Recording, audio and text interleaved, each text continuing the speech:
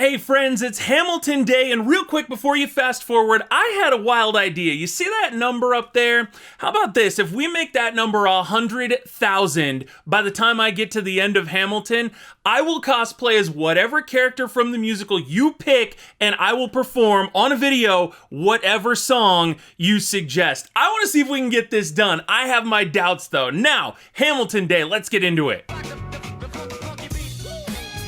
Welcome back, friends, and a special welcome to all the new friends out there. I'm YoBGS. We're getting into some pretty intense stuff. Last time, we finished up with Aaron Burr and Wait For It, while Leslie Odom Jr., who is performing pretty god tier, and today, I think we're gonna get a little bit more info here. So we've got 3 songs we're gonna be checking out. We've got Stay Alive, the 10 Duel Commandments, and Meet Me Inside. If you like this series, if you dig what I'm doing, and most importantly, if you wanna help me get to that goal, make sure you are subscribed. It helps out more than you know, especially when it comes to getting this video to some new people. I'm gonna go back here just so we get a little bit more of Wait For It.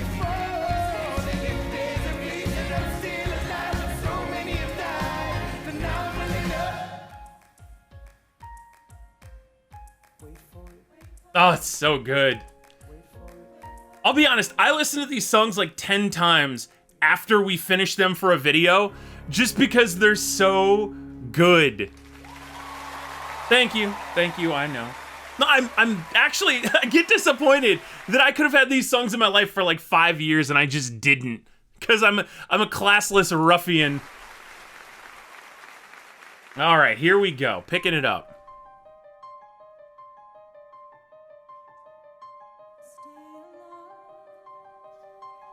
Huh.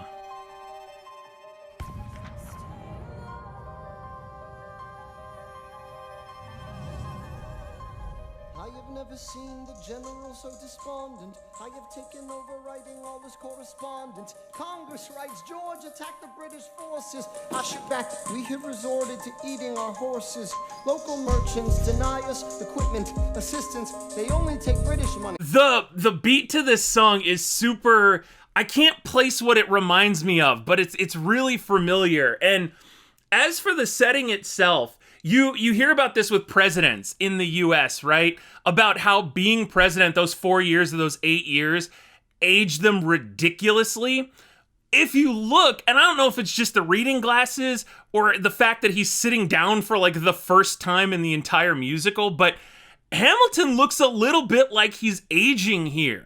You know, a little bit more measured in the things he's talking about. And I also love this establishing shot of, like, literally the redcoats breathing down his neck right next to him. I knew it was gonna get intense, I just didn't know this quick.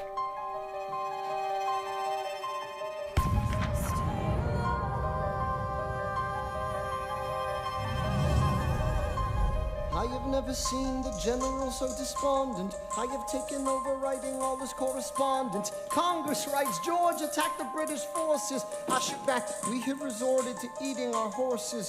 Local merchants deny us equipment, assistance. They only take British money. So sing a song of 6 pence. Cavalry's... That's another, and it gets me because I recognize the references, but I forget, like, I can't place them. Sing a Song of Sixpence I know is like a historic thing, but I can't exactly piece where it comes from. And yeah, imagine being in that position of power, right? Having to be the liaison between George Washington and freaking Congress, and you have no good news. Not coming. But sir, Alex, listen. There's only one way for us to win this. Provoke outrage. Outright. That's right. Don't engage, strike by night. Remain relentless till their troops take flight. Make it impossible to justify the cost of the fight. Outrun. Outlast. Hit 'em quick, get out fast. And stay alive until this horror show is past. We're gonna fly a lot of flags half-mast. Raise a glass. I go back to New York in my... There we go, we got a little... So Raise a Glass is like that Story of Tonight overture, kind of, right? It's a throwback to that. But also, you know, this is what Hamilton does best. You begin to see why George picked Hamilton and not Burr. Hamilton has been doing this stay alive, get to the next day. That is his mantra. You know, at all costs, just get to tomorrow. Maybe tomorrow we can figure something out. That's what he does. And meanwhile, if Mulligan's thinking about, oh, never mind, New York. For some reason, I thought he was saying go back to London. Too late for that. French aid, I pray that France has sent a ship. I stay at work with Hamilton. We write essays against slavery, and every day's a test of our camaraderie and bravery. So we cut supply lines, we steal. And y'all have let me know they are very close. They apparently spent their time in the colonies getting to know each other quite well. So I'm keeping an eye on that as we go forward. I can't tell how well that's addressed here, but it was sort of that longing, like the slow release of the grasp thing.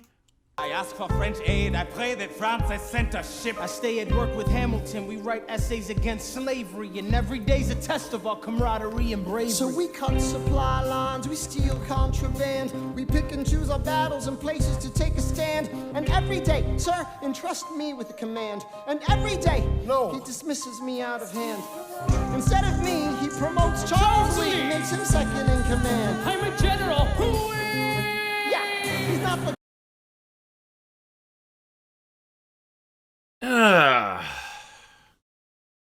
But could you argue it's because Alexander Hamilton is more important, right?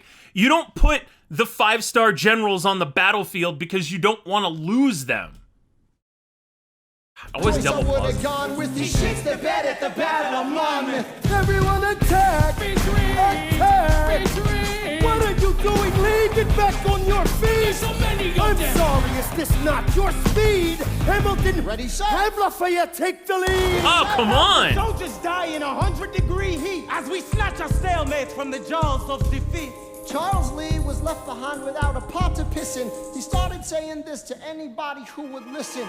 Washington cannot be left alone to his devices. Indecisive from crisis to crisis. The best thing he could do for the revolution is turn and go back to planting tobacco in Mount Vernon. Don't do a thing. History will prove him wrong. But sir, we have a war to fight. Let's move along. Strong words from Why? I mean, obviously Lee wanted the power, but it almost feels like I'm just going off this scene here, but it almost feels like Lee at that point was a British plant, right? He'd infiltrated and was then trying to tear the revolution down from within. Again, even though I'm sure that's not the case. And Hamilton forgot the other line. It's you didn't have a pot to blank or a window to throw it out of. Please, someone ought to hold them to it. I can't disobey direct orders. Then I'll do it. Alexander, you're the closest friend I've got. Lawrence, do not throw away your shot. There you go. 1, 2, 3, 4, 5, 6, 7, 8, 9. It's the 10 Duel Commandments. Oh, wait a minute. Okay, hang on. So when I saw that 10 Duel Commandments was the name of a song, obviously your brain is going to start to wander. I assumed that 10 Duel Commandments was going to have something to do with Hamilton and Burr, not Lafayette and Lee. Hang on just a second here. Oh, wait. So then, okay, there's also the double entendre. Don't throw away your shot because your shot is in there and you want to be able to obviously use it to hit your opponent, right? Duel Commandments. Oh, and then you've got Hamilton here, and of course Burr immediately on the other side of the stage. I love good blocking, and this music. It reminds me of something from Trigun. A couple people will get that, but Number 1, the challenge, demand satisfaction. If they apologize, no need for further slap him with a glove. If they don't, grab a friend, that's your second. Your lieutenant, when there's reckoning to be reckoned. Number 3, Have your seconds meet face to face. negotiate a peace. Or negotiate a time and place. This is commonplace, especially between recruits. Most disputes die and no one shoots. Number 4, if they don't reach a peace, that's all right. Again, also interesting that I didn't know the seconds were going to be Burr and Hamilton. And very interesting that Burr is the one that says negotiate peace and Hamilton says, yeah, or we could bring this to blows. Time to get some pistols and the doctor on site. You pay him in advance, you treat him with civility. You have him turn around so he can have deniability. Aw. Don't be I want to be a stupid, sexy doctor on Broadway. Sun is in the sky. Pick a place to die where it's high and dry. Number 6. Leave a note for your next of kin. Tell them where you've been. Pray that hell or heaven lets you in. 7. Confess your sins, ready for the moment of adrenaline. When you finally face your opponent. Number 8. I'm getting nervous. Not Lafayette, no. Can see if they can set the record straight. Alexander, Aaron Burr, sir. can we agree that duels are dumb and immature? Sure, but your man has to answer for his words, Burr. With his life, we both know that's absurd, sir. Hang on, how many men died because Lee was inexperienced and ruinous? Okay, so we're doing. Okay. Addressing this again, because really, this cast just destroyed. Everyone their roles, like 1000% awesome. And it's interesting to me now, knowing a little bit more of Burr's background, he feels very, he feels like he's talking down his nose to Hamilton. And here, Hamilton's excited. You can hear it in his voice. It's not the nervous excitement, but he's pumped. He's got faith in his dude. Send in your second, see if they can set the record straight. Alexander, Aaron Burr, sir. can we He's agree so that happy. duels are dumb and immature? Sure, but your man Burr. has to answer for his words, Burr. With his life, we both know that's absurd, sir. Hang on, how many men died because Lee was inexperienced and ruinous? Okay, so we're doing this.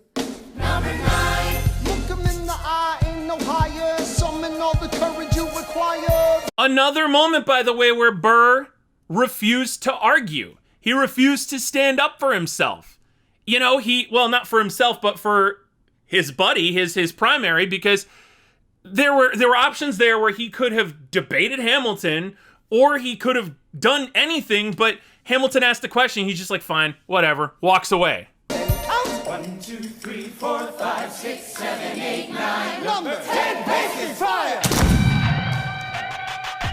Lee, do you yield? You shot it. Timeout.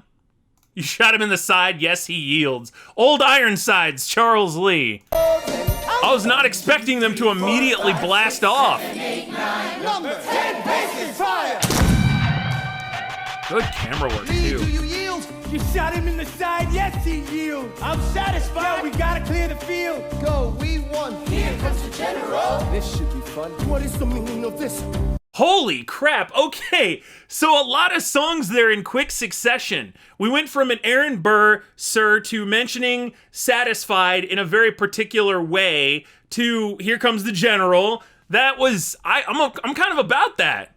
Mr. Bird, get a medic for the general. Yes, sir. Lee, you will never agree with me, but believe me, these young men don't speak for me.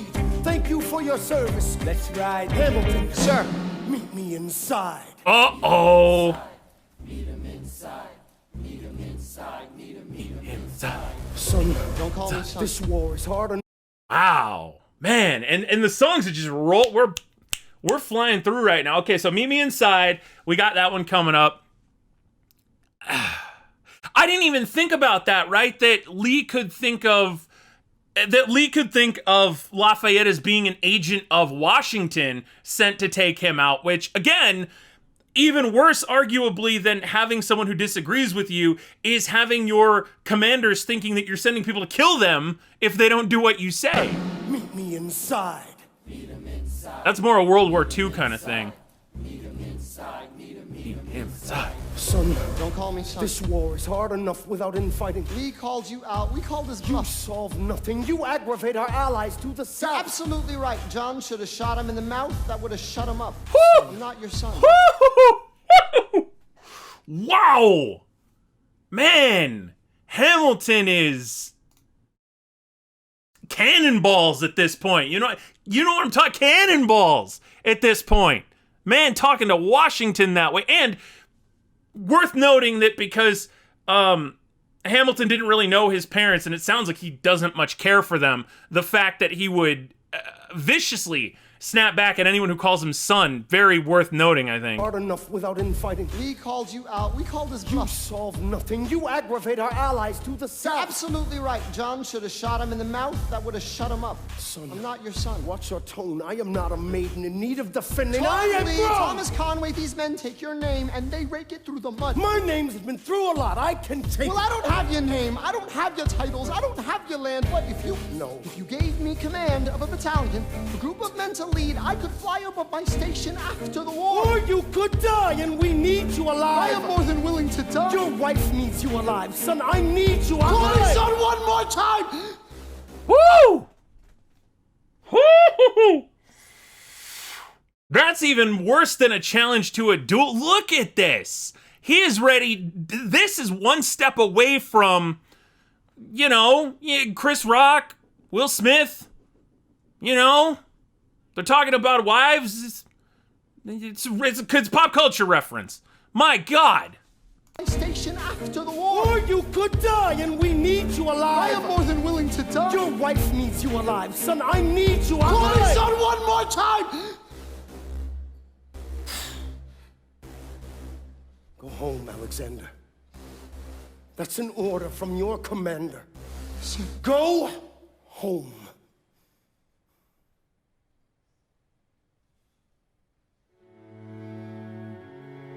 Sent away to what I presume is the beginning of That Would Be Enough.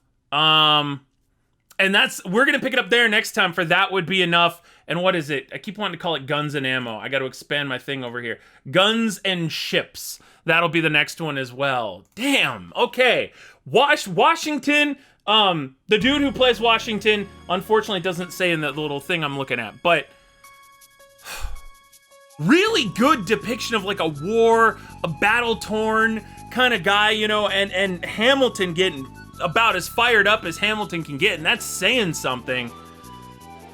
It makes you disappointed that you have to call it on like such an intense moment. So, I mean, we saw technically the first casualties of this play here. Charles Lee got injured at the hands of Lafayette.